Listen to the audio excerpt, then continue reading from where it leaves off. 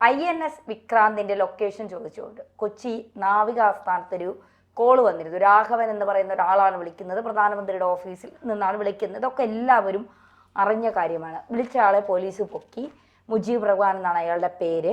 ഇയാൾക്ക് ഉള്ള ബന്ധങ്ങളൊക്കെ പോലീസ് ഇങ്ങനെ അന്വേഷിച്ച് വരുമ്പോഴാണ് ഞെട്ടിപ്പിക്കുന്ന ഒരു വിവരം ലഭിച്ചിരിക്കുന്നത്. ആരാണ് യഥാർത്ഥത്തിൽ ഈ മുജീബ് റഹ്മാൻ? മുജീബ് റഹ്മാൻ്റെ രാഷ്ട്രീയ പശ്ചാത്തലമോ അയാളുടെ സംഘടനാ പ്രവർത്തനങ്ങളുടെ രീതികളോ ഇതുവരെയും വെളിവായിട്ടില്ല. പക്ഷേ അതീവമായ ഏറ്റവും ശ്രദ്ധിക്കേണ്ട ഒരു കാര്യം അയാളിൽ നിന്ന് കിട്ടിയത് അയാളുടെ സോഷ്യൽ മീഡിയ അക്കൗണ്ടുകൾ പാകിസ്ഥാൻ പേജുകൾ അടക്കം ഫോളോ ചെയ്യുന്നുണ്ട് എന്നുള്ളതാണ്. വളരെ ഗുരുതരമായിട്ടുള്ള കാര്യങ്ങളാണ്.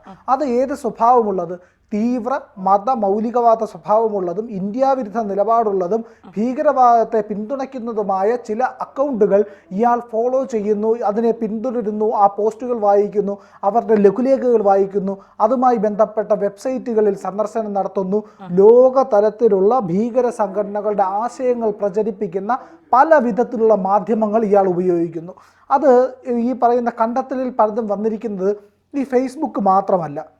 ഫേസ്ബുക്കിൽ നമ്മൾ പലപ്പോഴും കാണും ഒരു ജയചന്ദ്രൻ നായർ എന്ന് പറഞ്ഞുകൊണ്ടൊരു അക്കൗണ്ട് കാണും. ആ അക്കൗണ്ടിൽ ചെന്ന് കയറുമ്പോഴത്തേക്കാണെങ്കിൽ അയാൾ പറയുന്ന RSSനെ ചീത്ത വിളിക്കുന്നത്, അല്ലെങ്കിൽ ഇന്ത്യ ഗവൺമെൻറ് നയത്തിന് ചീത്ത വിളിക്കുന്നത്, ഇതൊക്കെയാണ് കാണുക.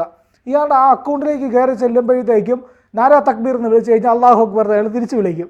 ഇതും പോരാഞ്ഞിട്ട് ഷെയർ ചെയ്തിരിക്കുന്നത് മുഴുവൻ ഈ പറയുന്ന പോപ്പുലർ ഫ്രണ്ട് സാധനങ്ങളോ സിമിയുടെ സാധനങ്ങളോ അൽ ഖയ്ദ SDP ഇങ്ങനെയുള്ള സംഘടനകളൊക്കെ ഈ ഒരേ നിലവാരത്തിലുള്ള ഈ സംഘടനകളുടെയൊക്കെ എന്താ വിവരങ്ങളായിരിക്കും ഇയാളെ പിന്തുടരുന്നതും ഫോളോ ചെയ്യുന്നതും പോസ്റ്റ് ചെയ്യുന്നതും എല്ലാം.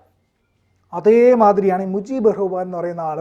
രാഘവൻ നമ്പൂതിരി എന്നോ മറ്റോ ആണ് രാഘവൻ എന്നുള്ള പേര് എന്ന് പറഞ്ഞാണ് ഈ എയർബേസിലേക്ക് നമ്മുടെ നാവികാസ്ഥാനത്തേക്ക് വിളിക്കുന്നത്. അവിടെ വിളിച്ചിട്ട് ചോദിക്കുന്നത് INS വിക്രാന്തിൻ്റെ ലൊക്കേഷൻ അറിയണം, ഇപ്പോൾ എവിടെയാണ്. അത് എന്താണെന്ന് ആലോചിച്ച് നോക്കണം. രാജ്യത്തിൻ്റെ രണ്ടാമത്തെ ഏറ്റവും പ്രധാനപ്പെട്ട വിമാനവാഹിനി കപ്പൽ യുദ്ധ സാഹചര്യത്തിൽ എവിടെ നിൽക്കുന്നു എന്നറിയാനാണ് അയാൾ വിളിക്കുന്നത്. എന്നിട്ട് വിളിച്ചിട്ട് ചോദിക്കുകയാണ്, ഞാൻ പ്രധാനമന്ത്രിയുടെ ഓഫീസിൽ നിന്നാണ് വിളിക്കുന്നത്, എനിക്ക് അതിൻ്റെ ലൊക്കേഷൻ എവിടെ ഉണ്ടെന്ന് അറിയണം എന്ന് പറഞ്ഞാണ് വിളിക്കുന്നത്. അവർക്ക് സംശയം തോന്നും. സ്വാഭാവികമായിട്ടും ഒരു പ്രൊസീജിയറുണ്ട് ഇതിനൊക്കെ. എങ്ങനെയാണ് പ്രധാനമന്ത്രിയുടെ ഓഫീസ് ഇത്തരം വിവരങ്ങൾ തിരക്കുന്നത്? അത് ഏഴിമല നാവിക അക്കാദമിയുടെ ഇതിലേക്ക് നാവിക ആസ്ഥാനത്തേക്ക് വിളിച്ചിട്ടല്ല തിരക്കുന്നത്. അതിന് കൃത്യമായ പ്രൊസീജിയറുണ്ട്. അതിന് PMO ഉണ്ട്. PMOയുടെ അണ്ടറിൽ വരുന്ന ഉദ്യോഗസ്ഥരുണ്ട്. ഓരോ വിഭാഗത്തിനും കാര്യങ്ങൾ അറിയാനും ചോദിക്കാനും സംസാരിക്കാനും കമ്മ്യൂണിക്കേഷനും ഒക്കെ ആയിട്ട് പ്രത്യേക ആൾക്കാരുണ്ട്. ഇത് പ്രധാനമന്ത്രിയെ ധരിപ്പിക്കാൻ വേറെ ആൾക്കാരുണ്ട്. അങ്ങനെയുള്ള ഒരു സിസ്റ്റം ഫോളോ ചെയ്യുന്നിടത്താണ് ഒരാൾ ഫോൺ ചെയ്തിട്ട് ചോദിക്കുകയാണ് ഇത് എവിടെ നിൽക്കുന്നു എന്ന്. ഒരിക്കലുമല്ല. വളരെ പൊട്ടനും കിഴക്കനും അല്ല എന്ന് മാത്രമല്ല, ഇയാൾ അതീവ ബുദ്ധിമാനാണ് എന്നുള്ളതാണ് ഇതിനകത്ത് മനസ്സിലാക്കേണ്ട കാര്യം. കാരണം ഇയാൾ വിളിച്ച് ചോദിക്കുന്നത് ഇതിൻ്റെ ലൊക്കേഷൻ എവിടെയാണെന്ന് ചോദിക്കുന്നു. ആ ചോദിച്ച ഭാഷ ഏതാണെന്ന് ഇതുവരെയും പോലീസ് പുറത്തു വിട്ടിട്ടില്ല. കാരണം ഏത് ഭാഷയിലാണ് ഇയാൾ ചോദിച്ചത് എന്നുള്ളത് വളരെ ആശ്ചര്യം ജനിപ്പിക്കുന്ന കാര്യമാണ്. കാരണം ഒരിക്കലും നാവികാസ്ഥാനത്തേക്ക് വിളിച്ച് മലയാളത്തിൽ സംസാരിച്ചാൽ ഒരിക്കലും അവർ കമ്മ്യൂണിക്കേറ്റ് ചെയ്യാൻ തയ്യാറാവുകയില്ല. സ്വാഭാവികമായിട്ട് ഹിന്ദിയിലോ ഇംഗ്ലീഷിലോ ആയിരിക്കണം സംസാരിച്ചത്. അങ്ങനെയാണെങ്കിൽ ഈ ഭാഷകളിൽ ജ്ഞാനമുള്ള മലയാളിയാണ്. അങ്ങനെയെങ്കിൽ ഇയാൾ ഉത്തരേന്ത്യയിലോ മറ്റ് സ്ഥലങ്ങളിലോ എന്തെങ്കിലും തരത്തിലുള്ള ട്രെയിനിങ് കിട്ടിയ ആളാണോ, ഇല്ലെങ്കിൽ അവിടെ താമസിച്ച് എന്തെങ്കിലും മതപ്രവർത്തനങ്ങൾ ചെയ്ത ആളാണോ എന്നുള്ള കാര്യം കൂടി സംശയിക്കേണ്ടിയിരിക്കുന്നു. ഹിന്ദിയോ ഇംഗ്ലീഷോ വലിയ വശമുള്ള ആളാണെങ്കിൽ ഈ പറയുന്ന വിദ്യാഭ്യാസ യോഗ്യത കൊണ്ട് മാത്രം ഫ്ലുവൻ്റായിട്ട് ഹിന്ദി ഇംഗ്ലീഷോ ഒന്നും സംസാരിക്കണമെന്നില്ല. അങ്ങനെയാണെങ്കിൽ ഇയാളുടെ ആ കാര്യങ്ങൾ അന്വേഷിക്കേണ്ടതുണ്ട്. മറ്റൊന്നെന്ന് പറയുന്നത്, ഇയാൾ ഈ വിളിച്ചന്വേഷിച്ച സൈബർ പോലീസിൻ്റെയൊക്കെ സഹായത്തോടു കൂടിയാണ് ഇയാളുടെ നമ്പറും കാര്യങ്ങളും എടുത്ത് ഇയാൾ ആരാണ് എവിടെയാണെന്നൊക്കെ ഉള്ള അന്വേഷിച്ച് കണ്ടുപിടിക്കുന്നത്. അങ്ങനെ സൈബർ പോലീസ് സാധാരണഗതിയിൽ നമുക്ക് തന്നെ അറിയാമല്ലോ, ഒരു നമ്പർ കിട്ടിക്കഴിഞ്ഞാൽ ട്രൂ കോളറിൽ നോക്കിയാൽ ആരെന്ന് കിട്ടും. അയാളുടെ പേര് സെർച്ച് ചെയ്ത് കഴിഞ്ഞാൽ ഫേസ്ബുക്കിൽ കിട്ടും, ഇല്ലെങ്കിൽ ഇൻസ്റ്റാഗ്രാമിൽ കിട്ടും, ഇല്ലെങ്കിൽ എക്സിൽ കിട്ടും, ഇല്ലെങ്കിൽ മറ്റേതെങ്കിലും ഒരു അക്കൗണ്ടിൽ കിട്ടും. ഇതുമല്ലെങ്കിൽ ഇയാളുടെ ഡീറ്റെയിൽസ് മിക്കവാറും ഈ പറയുന്ന ലുക്കപ്പ് എന്ന് പറഞ്ഞുകൊണ്ടൊക്കെ ഗൂഗിളിൽ സംവിധാനങ്ങളുണ്ട്. അങ്ങനെ അതിലേക്ക് കയറി കഴിഞ്ഞാൽ അഡ്രസ്സ് അടക്കം കിട്ടാൻ സാധ്യതയുണ്ട്. പലപ്പോഴും ഫോൺ നമ്പർ കൊടുത്തു കഴിഞ്ഞാൽ അഡ്രസ്സ് വരെ കിട്ടും.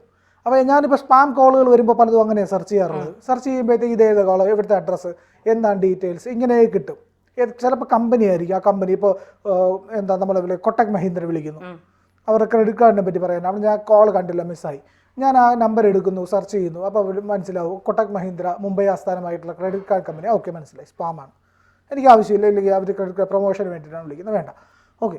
പക്ഷേ ഇതെന്താ സംഭവിക്കുന്നത്? ഇതങ്ങനെയല്ല, പോലീസിന് കിട്ടിയ നമ്പർ ട്രേസ് ചെയ്യാൻ കഴിയുന്നില്ല. അതുകൊണ്ട് സൈബർ പോലീസിൻ്റെ സഹായം തേടുന്നു, കൃത്യമായി അന്വേഷിക്കുന്നു, എവിടെയാണെന്ന് മനസ്സിലാക്കുന്നു, ലൊക്കേഷൻ. ഇയാളുടെ സഹോദരിമാരുടെ കൂടെയാണ് താമസിച്ചിരുന്നത്, വിവാഹിതരാണോ എന്ന കാര്യത്തിൽ സംശയമുണ്ട്. അപ്പോൾ ഇയാൾ പോലീസ് പിടിയിലായ ഉടനെ അടുത്ത നമ്പർ എന്ന് പറയുന്നത് മാനസിക രോഗിയാണ്. എല്ലാ തീവ്രവാദികളും നടത്തുന്ന പരിപാടിയാണ്. ഫസ്റ്റ് പിടിക്കപ്പെട്ടാൽ, ഇപ്പം ജയരാജനൊക്കെ ആണെങ്കിൽ വെട്ടിയിട്ട വാഴത്തട പോലെ കിടക്കും, ഹൃദ്രോഗമാണെന്ന് പറയും. ഇപ്പോൾ തീവ്രവാദിയെ പിടിച്ചു കഴിഞ്ഞാൽ മാനസിക രോഗം.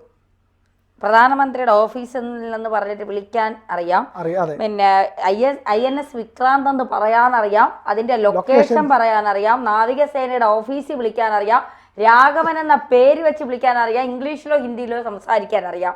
അവന് മാനസിക രോഗം. അതും പാകിസ്ഥാന്റെ മതമൗലികവാദ ഭീകര സംഘടനകളുടെ അക്കൗണ്ടുകൾ ഫോളോ ചെയ്യുകയും പഠിക്കുകയും ചെയ്യുന്നുണ്ട്. ഭ്രാന്താണ്, പക്ഷെ ആ ഭ്രാന്ത് മതഭ്രാന്താണ് എന്നുള്ളത്. ഭീകരവാദത്തിന്റെ മതഭ്രാന്ത്. എനിക്ക് തോന്നുന്നു അസീം മുനീറിനേക്കാളും വലിയ വില്ലനായി. അതെ. അപ്പൊ അത്രയും വലിയ മതഭ്രാന്തുള്ള ഒരാളെ നമ്മൾ സ്വാഭാവികമായി പറയുന്ന ഒരു പേരാണ് ഭീകരൻ. അത്രയേ ഉള്ളൂ. അവൻ മാനസിക രോഗി തന്നെയാണ്. മാനസിക രോഗത്തിന് ഇട്ടിരിക്കുന്ന പേര് മതഭ്രാന്ത് എന്നാണ്. ആ മതഭ്രാന്തുള്ളവനെ ഇന്ത്യ കണക്കാക്കുന്നത് മതഭീകരൻ, ഭീകരവാദം ചെയ്യുന്ന ആൾ, ഇന്ത്യ വിരുദ്ധ പ്രവർത്തനം ചെയ്യുന്ന ആൾ. അപ്പോൾ ഇയാളെ കൃത്യമായിട്ട് കണ്ടെത്തിയിട്ടുണ്ട്, ഇയാളുടെ ലൊക്കേഷൻ ട്രേസ് ചെയ്തിട്ടുണ്ട്. അപ്പോൾ ഇയാൾ ഇനിയിപ്പോൾ നോക്കിക്കോളൂ, തൊട്ടു പിറകെ വരും, ന്യായവാദങ്ങൾ പറഞ്ഞിട്ട് വരും. ഇയാൾ മാനസിക രോഗിയാണ്, ഇയാൾ ഇങ്ങനെ വിളിച്ചതല്ലേ, ഇയാളെ സംരക്ഷിക്കണം, ഇയാൾക്ക് വേണ്ടി മനുഷ്യാവകാശം എന്നൊക്കെ പറഞ്ഞുകൊണ്ട്. ഇയാൾക്ക് ഏറ്റവും അടുത്ത ഒരു സുഹൃത്ത് സോഷ്യൽ മീഡിയയിൽ ഉണ്ടെന്നാണ് പറയുന്നത്. ഇത് എത്രത്തോളം ശരിയെന്ന് എനിക്കറിയാം. ആ സോഷ്യൽ മീഡിയ ഉപയോഗിക്കുന്ന സ്ത്രീ നാട്ടുകാരെ മുഴുവൻ പൂരത്തെറി വിളിക്കുന്ന ഒരു സ്ത്രീയാണ്. ഒരു യൂട്യൂബ് തുറന്നു വെച്ചുകൊണ്ട് നാട്ടുകാരെ മുഴുവൻ പൂരത്തെറി വിളിച്ച് അവരെ, അതായത് ഈ എല്ലാം തികഞ്ഞിരിക്കുന്ന ഒരു സ്ത്രീ എന്ന് വിചാരിച്ചുകൊണ്ട് മാധ്യമപ്രവർത്തകരടക്കം പൂരത്തെറി വിളിക്കുന്ന ഒരു സ്ത്രീയാണ്. ഞാൻ പേര് പറയുന്നില്ല, കാരണം അത് പോലീസ് ഇപ്പോൾ ആ സ്ത്രീയുമായി ബന്ധപ്പെട്ട വിവരങ്ങൾ ശേഖരിക്കുന്നുണ്ടെന്നാണ് പുറത്തു വരുന്ന വിവരങ്ങൾ. ഇയാളുമായി എന്താണ് ആ സ്ത്രീക്കുള്ള ബന്ധം? കാരണം ഇയാൾക്ക് ഇത്തരം ഒരു ഇയാളുടെ ബന്ധങ്ങൾ കൂടി പരിശോധിക്കണം. കാരണം ഇയാൾ ഒറ്റയ്ക്കാണോ ഇത് ചെയ്തത്, അല്ലെങ്കിൽ സാധ്യതയില്ല, ഇല്ല, ഇയാളുടെ പിന്നിൽ ആരൊക്കെയോ ഉണ്ട്. ഈ മതം തലയ്ക്ക് പിടിച്ച കുറെ എണ്ണം ഉണ്ട് ഇങ്ങനെ, അതായത് ഇന്ത്യയിൽ ഇരുന്നുകൊണ്ട് ഇന്ത്യയുടെ എല്ലാ ആനുകൂല്യങ്ങളും കൈപ്പറ്റിക്കൊണ്ട്. അല്ല, ഒരു പക്ഷേ ഞാൻ ചോദിക്കട്ടെ, ഇയാൾക്ക് ഈ പറയുന്ന ഈ INS വിക്രാന്തിൻ്റെ ലൊക്കേഷൻ കിട്ടിയെന്നിരിക്കട്ടെ, ഇന്ന സ്ഥലത്താണ് ഉള്ളത് എന്നുള്ളത് അബദ്ധവശാലിക്കട്ടെ, അന്ന് പോകുന്നില്ല എങ്കിൽ അബദ്ധവശാലിൽ ഇയാൾക്ക് എവിടുന്നെങ്കിലും കിട്ടിയെന്നിരിക്കട്ടെ, ഇയാൾ എന്ത് ചെയ്യും? സ്വാഭാവികമായിട്ടും ഈ സാമൂഹ്യ മാധ്യമ അക്കൗണ്ടുകൾ വഴി ഇതിനെ കൈമാറും. സംശയമുണ്ടോ? ഒരു സംശയമില്ല. ഈ പറയുന്ന ഇവിടെ ഇയാളെ പ്രേരിപ്പിക്കുന്ന, മതം പഠിപ്പിക്കുന്ന, മതഭീകരവാദം പഠിപ്പിക്കുന്ന ഈ ആൾക്കാർ ഇവൻ്റെ അടുത്ത് ഈ വിവരം ചോദിച്ചറിയും. ഇയാൾ ചുമ്മാ വിളിച്ച് ചോദിക്കില്ലല്ലോ, ഇത് ആവശ്യപ്പെട്ട ഒരാളുണ്ടായിരിക്കുമല്ലോ, ഇതിൻ്റെ ലൊക്കേഷൻ എവിടെയെന്ന് അറിയാൻ ആവശ്യപ്പെട്ട ഒരാളുണ്ടായിരിക്കുമല്ലോ, അതെ, ആ ആളായിരിക്കാം.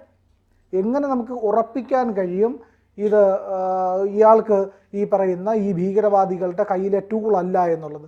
ഒരിക്കലും അതിന് കഴിയില്ല. സ്വാഭാവികമായും ഇയാളെ കൃത്യമായിട്ട് ചോദ്യം ചെയ്ത് കാര്യങ്ങൾ മനസ്സിലാക്കുന്നതിനോടൊപ്പം ഇയാളുടെ കുടുംബം, ഇയാളുടെ നാട്ടിലുള്ള ബന്ധങ്ങൾ, ഇയാൾക്ക് പുറത്തുള്ള ബന്ധങ്ങൾ, ഇയാൾ ഏതെങ്കിലും രീതിയിൽ മതപഠനം നടത്തിയിട്ടുണ്ടെങ്കിൽ അതിൻ്റെ ഡീറ്റെയിൽസ്, ഇയാൾ വിദേശത്ത് പോയിട്ടുണ്ടെങ്കിൽ അതൊക്കെ പരിശോധിക്കുന്നുണ്ട്. എങ്കിലും ഇയാളുടെ സാമൂഹിക അക്കൗണ്ടുകൾ വഴി സംസാരിച്ചവരായിട്ടുള്ള മുഴുവൻ ആൾക്കാരുടെ ഡീറ്റെയിൽസ് എടുത്ത് കൃത്യമായ പരിശോധന നടത്തി ഇയാൾ എന്തൊക്കെയാണ് പ്രവർത്തനം ഇവിടെ നടത്തിയിട്ടുള്ളത്, ഇതിന് മുമ്പ് എന്തെങ്കിലും പ്രവർത്തനം നടത്തിയിട്ടുണ്ടോ, ഇയാളെ ബന്ധപ്പെടുന്നവരാരൊക്കെയെന്ന് കണ്ടെത്തി ആ നെറ്റ്വർക്കിനെ കണ്ടെത്തി ഭീകരവാദത്തിന് കേരളം എൻ്റെ നേഴ്സറിയാണ്, ഇവിടെ നിന്ന് മുളപ്പിച്ച് വിടുന്നതാണ്. ഒരുത്തൻ കാശ്മീരിലെ കാട്ടിൽ ചത്തു കിടന്നു, കാര്യമെന്ന് പറഞ്ഞാൽ ഇതാ ഭീകരവാദത്തിന് പോയതായിരിക്കണം, സ്വാഭാവികമായിട്ടും അതല്ലേ, കൂടുതൽ ഡീറ്റെയിൽസ് ഒന്നും വന്നിട്ട്. അതുപോലെ ഈ പറയുന്ന കേരളം എന്ന് പറയുന്ന ഭീകരവാദത്തിൻ്റെ വിത്ത് മുളപ്പിക്കുന്ന ഈ സ്ഥലത്തെ അതിൻ്റെ അടിവേരർത്ത് ആ നില മുഴുത് മൊത്തത്തിൽ മാറ്റിമറിച്ചാൽ മാത്രമേ കേരളം രക്ഷപ്പെടുകയുള്ളൂ.